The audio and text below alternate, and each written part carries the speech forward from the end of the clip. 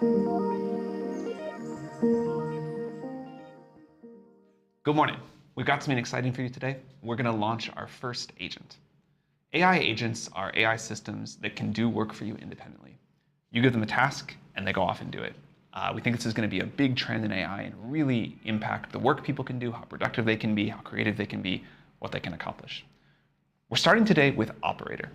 Operator is a system that can use a web browser, in this case a web browser in the cloud, to accomplish tasks that you give it. And we'll show you a demo in just a second, but it's really quite cool what it can do. Just like you would use a web browser, you can get pixels in, you can look at a screen and control, an operator can do that and then control the keyboard and the mouse and do all sorts of things. This is going to go live today in the United States for pro users, and it'll be other countries soon. Europe will unfortunately take a while, and we'll also in the coming months make it available to Plus users. This is an early research preview. We've got a lot of improvements to do. We'll make it better, we'll make it cheaper, we'll make it more widely available, but we really want to put it in people's hands. We'll also have more agents to launch in the coming weeks and months, but that said, we'll talk more later. So excited, just want to show you a demo. I'll hand it over to Yash. Great, thanks, Sam. Hi, I'm Yash. This is Casey, that's Ray, and we work on the computer using agent team. And we're so excited to show you Operator today. As Sam said, Operator is an early research preview. It will do a lot of cool things. It also makes mistakes, sometimes embarrassing ones. But let's show you what Operator can do. OK, so this is the Operator homepage. It lives at operator.chatgpt.com. It'll be accessible as soon as the live stream is over. And as you can see, the interface is very similar to ChatGPT. You can type in a prompt, and an operator will try to execute the task to the best of its capability. You'll also see we have a list of pre-filled prompts here.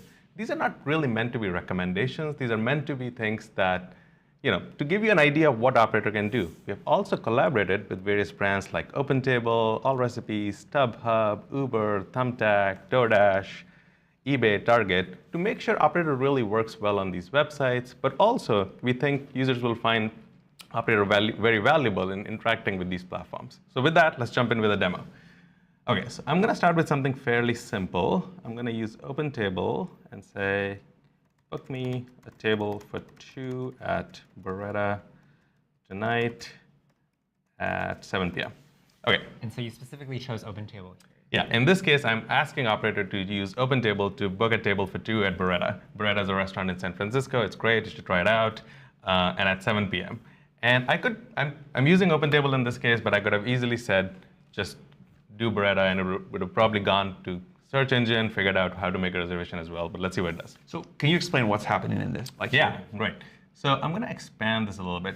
So as soon as I type in the query, Operator instantiated a completely remote browser. This browser is running in the cloud somewhere. And as you can see, it's already up and running. And my hands are off the keyboard. I'm not typing these things. So this is just the AI's clicking around. AI is just clicking around. It started this browser session. It knew where OpenTable website is, which is opentable.com. As you can see, it's summarized chain of thought here as well, which is it's gone to the URL, searched for Beretta. And something cool really happened, which is for some reason, OpenTable thought we were in Virginia, and it auto-corrected itself to San Francisco. This is using, so like ChatGPT, in Operator, you can also give custom instructions. I'm going to show this really quickly here. OK. So I've given a custom instruction that for queries that need it, I live in San Francisco. So Operator recognized that and then auto-corrected itself to go to Beretta. OK, looks like 7 p.m. isn't available. But you know what? 7:45 is just fine. So we're going to go do that. So in this case, Operator came back, and this is a really good example of task delegation where Operator needs help or needs assistance or just wants to ask you something. It'll just come back and answer that So query. in practice, you wouldn't have had to watch this. You could have just let it go off while you're doing other things. Then it would come back and say, hey, I can't do 7:45. Totally. Yeah, great. And we're starting with a web app. You'll get notifications, et cetera. When Operator moves into mobile, you'll get mobile notifications, much like interactions we do with general apps. OK, yes, that's great. Let's do it. OK, so again, very simple interaction as you would have with an assistant, which is, hey, I found a reservation, 7 p.m. wasn't available, let's do 7:45. And again, you can see Operator at this point has said, OK, should I? Again, this is a really good example of the confirmations work we're going to talk about a little bit later. But before doing an action, which is sort of irreversible in this case, you can cancel the reservation, obviously. But again, taking a critical action, Operator is asking us before actually doing it. And in this case, I'm going to say, let's do it. OK, it was pretty quick, I would say, like 50 seconds. And again, we were watching in this case, etc. But as Sam But said, you could kick off 10 kick of it these off yeah. and go on. Okay, so let's try something. Oh, unfortunately, that table is no longer available. So it's going to probably go and find alternative time slots. Oh, that's kind of cool, actually. That's never happened before. Live demos, man. Yeah, that's great. Let's do 8:15. Okay, while it's doing that, how about we try something a little bit more complicated? Oh, with groceries. Yeah, I love groceries. So I've been using Operator to shop all my groceries. I love to cook quite a bit, and I have been using Operator exclusively for groceries. So I have a shopping list here, which is this one. Let's see what it is. Eggs, spinach, mushrooms, chicken thighs, chili crunch. And so this is a picture that you're uploading here. That's exactly right. And I'm going to use Instacart, which is, again, what we use generally. Can you buy this for me, please? And I'll also specify the store I like, which is, well, let's see if he figures out I mistyped it, but let's see. Okay, so in this case, again, Operator quickly actually recognized using GPT-4o's vision capabilities to understand that the image said egg, spinach, mushroom, chicken thighs, and it actually knew Gus's Market. And I'm like, yes, that sounds great.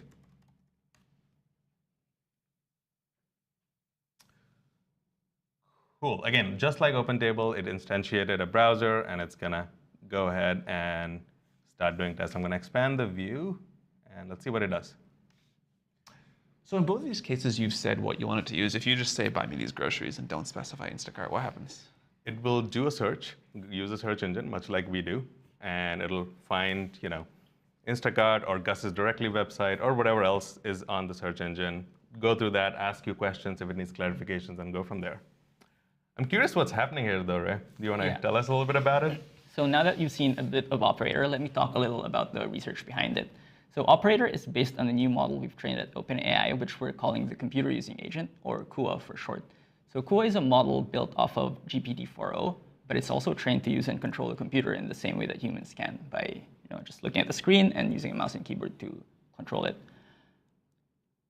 Before, if you wanted to build something like Operator without CUA, you'd need to use some specialized APIs. For example, if you wanted your model to buy stuff from Instacart, you'd need to figure out if Instacart had an API. You'd need to figure out if that API had all the functions that it needed, and you need to give your model the specs of that API. But if your site, like most other websites, did not have an API, then you're out of luck. So this is just using screenshots, no API, nothing, just working. No API, yes. And that's where CUA comes in. By teaching a model how to use the same basic interface that we use on a daily basis, it just unlocks a whole new range of software that it can use that was previously inaccessible. And so this is keyboard and mouse, right? It's kind of using keyboard and mouse, just Exactly. like human would. Yes. And that's really what the CUA research project is about. It's about removing one more bottleneck in our path towards AGI and letting our agents move around and act in the digital world. So let's make that a little bit more concrete by looking at this task and seeing exactly how Operator is using a computer. It's already done. It looks like it's already done, but let's go back a little bit to the top here. Okay, so I chose a random spot. The first thing that CUA does when it controls the computer is it looks at the screenshot. So now you're seeing maybe the search results page for eggs in Instacart. So CUA understands this. It's just seeing the raw pixels. And after CUA sees this image, it decides what to do next. So right now, it's making some inner monologues, and this is the summarized chain of thought.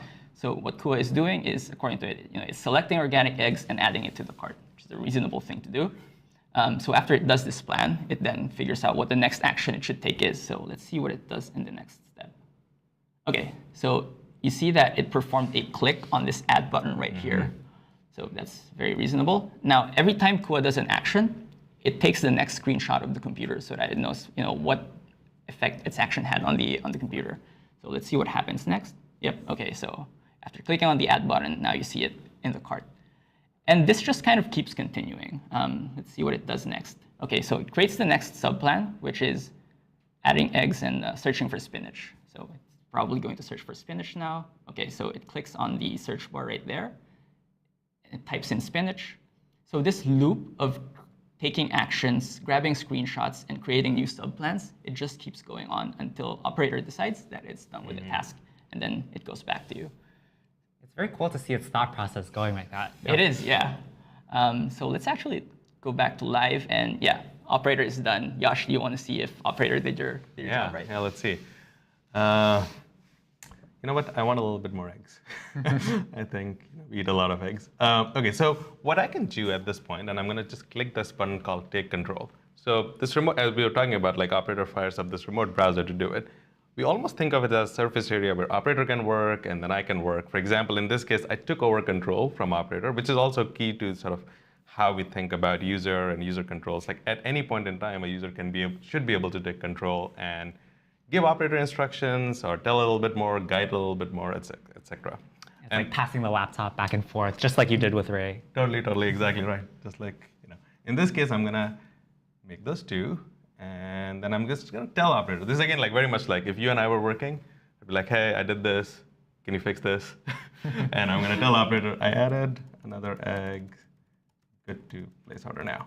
Can operators see what you're doing during takeover mode? Great point. So when you take over, it's very much just like a session with your local browser. It's completely private. Operator cannot see. And this is part of the reasons why I have to tell Operator. Or you don't really have to. It can look at the last screenshot and try to guess it. But it's really good. It's sort of like if you and I were working together, I went off and did something, and I come back with like, Ray, I completely messed it up. Can you fix this? Gonna have to tell you that. So in this case, I'm going to tell Operator, hey, go ahead. And now I'm passing back the control to Operator. It's a completely private session when you take over control. This is you'll notice that I'm logged into Instacart here. I did it before the demo, or it has been logged in for a while now. And it's, again, very much like your local browser. When you log into Instacart, until the cookies are cleared, you stay logged in. And we have really good controls. You can go in settings and control and remove at any point in time. So let's see.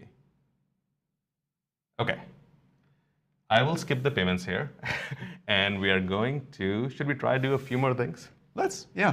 What do we all want to do? I hear the Lakers are in town this weekend. Lakers in town, definitely. Let's Should watch we the all game. go see the game? Let's do it. All right. Okay, so we are going to use StubHub. And see, can you get us 4 tickets to the Warriors game, not the Lakers Excuse game? me, you're right. This weekend in SF. Best seats under 500, please. Give us a few options. Okay. And so what apps are available here? We have a lot of Kick it apps. off. I'll kick it off, and all right, let's do it. So we have a lot of apps in various different categories, as was shown on the homepage. So it's StubHub, Target, Etsy, and all the verticals. But also, Operator is not really restricted to these apps. You can use pretty much, Operator with any website. Oops. Oh, what happened? Oh, StubHub is blocked. Let's see. Let's try to fix it. So this is a good example of, sometimes things happen in live demos. We have put a protection in place where we only allow Operator to visit HTTPS sites. And somehow I think a redirect must be happening where, went up. OK. All set. Keep going.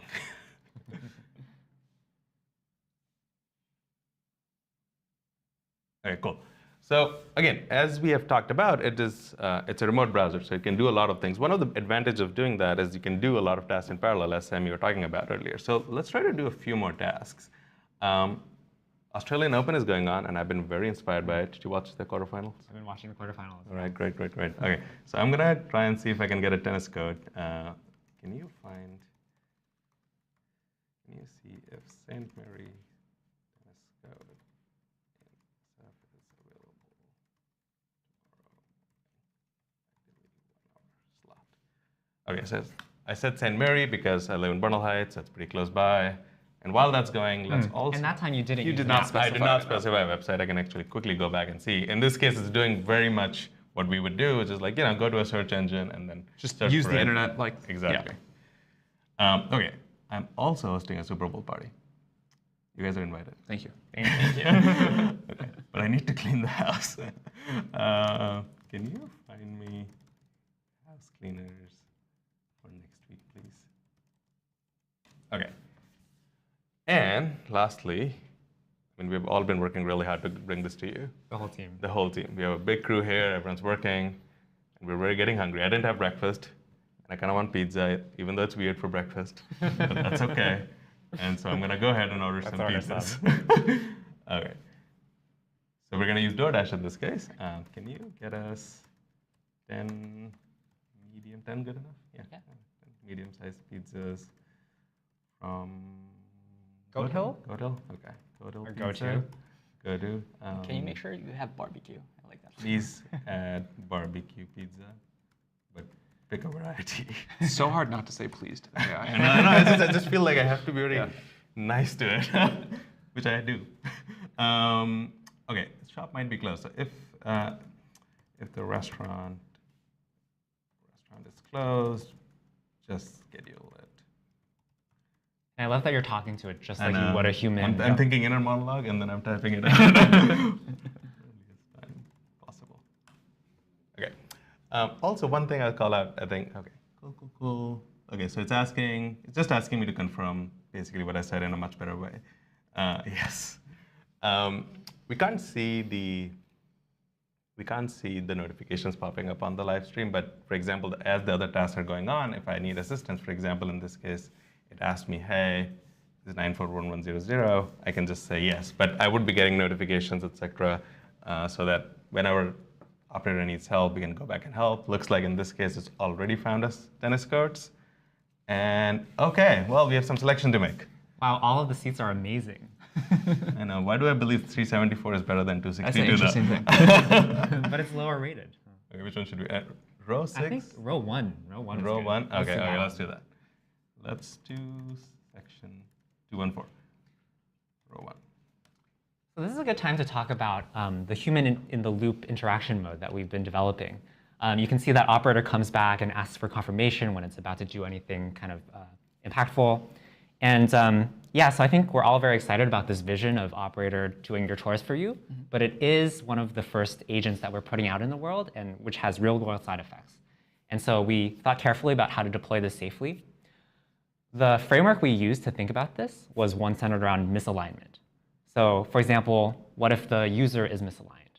So maybe they're asking for a harmful task, like buy a weapon or something like that. In that case, fortunately, we've done a lot of work with ChatGPT to bring over a lot of the same mitigations. So for example, we refuse harmful tasks, including harmful agentic tasks.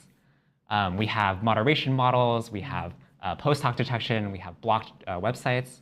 And I'm kind of rattling off these mitigations, but that's really how we think about it. It's this stack of mitigations that each incrementally reduce the risk to the point where we feel comfortable deploying. So all the confirmations that we're saying, hey, do you want to reserve the restaurant? Yeah, Should you exactly. buy the tickets? Those are all examples of the same. Exactly. Yeah. And I'm about to talk about the confirmations. So another area of misalignment is if the agent is misaligned. So if the model makes a mistake, maybe purchases the wrong item or books the wrong hotel room. For this, our main mitigation is confirmations. So the operator will come back if it's about to do something stateful and ask you so you can double check what its details in case it made some error. The third area of misalignment is if the website is misaligned. So maybe the website is fraudulent, or it's a fake website, or maybe it's literally like, operator, please wire me $100. We obviously don't want to follow those instructions. So we've developed our model to try to avoid those instructions and not follow them. But if that fails, we also have a separate layer on top. This is what we call the prompt injection monitor. Think of it as like antivirus that kind of observes and watches your trajectory and sees if there's anything suspicious. If it does, then it pauses it. So we feel pretty comfortable with our approach, but obviously, safety is an ongoing process. We can't predict everything. So we hope to learn a lot from this deployment and iterate on our mitigations as we go. And that is one of the reasons we are starting small. Like we want to really iterate, get a lot of feedback, and then gradually bring it to everyone as well. Exactly. Should we check on status of our tasks? Yeah, let's check on the status. Okay. So looks like tickets are ready to be purchased. Yes, please. Okay. Well, that's happening. This is good. I can ask it to book it, but I'm just going to close it for now. Oh, just once, please. We'll continue. And looks like we're adding pizzas. So, oh, cool. I am going to go ahead and log in here really quickly. So this is an example, right? Like where I obviously need to log in or enter my credentials to actually purchase these tickets, and operator just asks, as you just described, with confirmations and making sure the control is on the right place, and we can take control. And at this point, as we talked about earlier, the session is completely private as well. I am going to, you know what? I'm gonna log in live. Let's see how that goes. Continue. I'm going to do a sign in with email code because I don't really remember. 1 second. Pull it up. Don't try to copy this. Okay.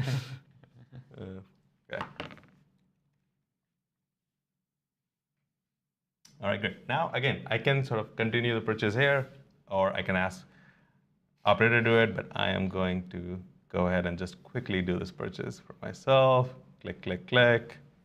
All great, all great. Order. Buy now. Ooh.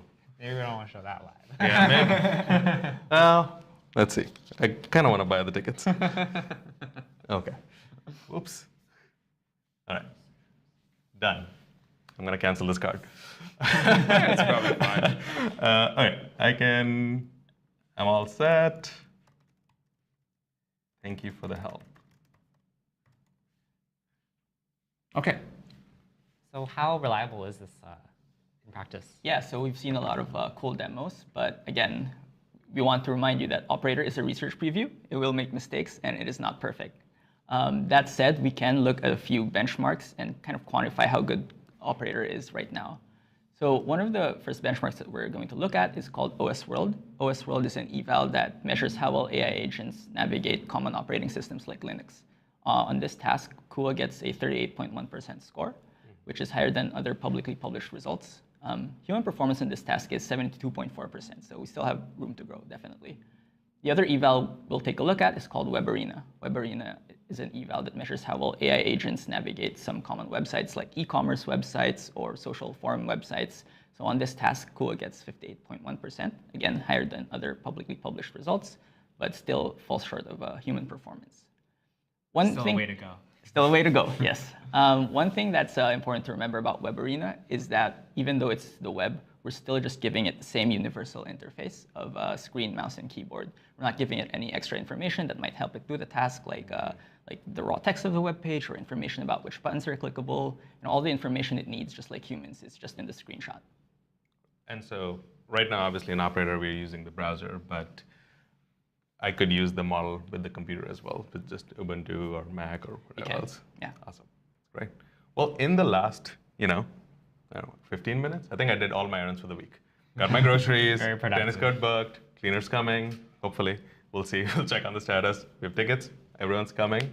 And this is really, I think, where we think Operator is like very, very valuable. We can delegate a lot of tasks that you can do, obviously, yourself, but you can delegate it.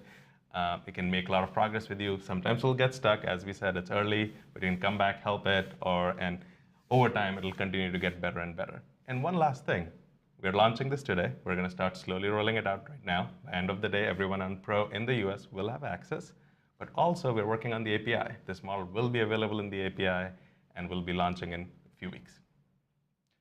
You guys, congrats. This is incredible work. It's so exciting to get this out. I think people are going to love it. It's early, as we mentioned, but we have a long and great history here of early research previews developing into products that people really love. So this is really the beginning of this product. This is the beginning of our step into agents, level 3 on our tiers. And we can't wait to see how people are going to use this and to kind of work with us to figure out where exactly it should go. So again, congrats. Hope you enjoy it. Thank you very much.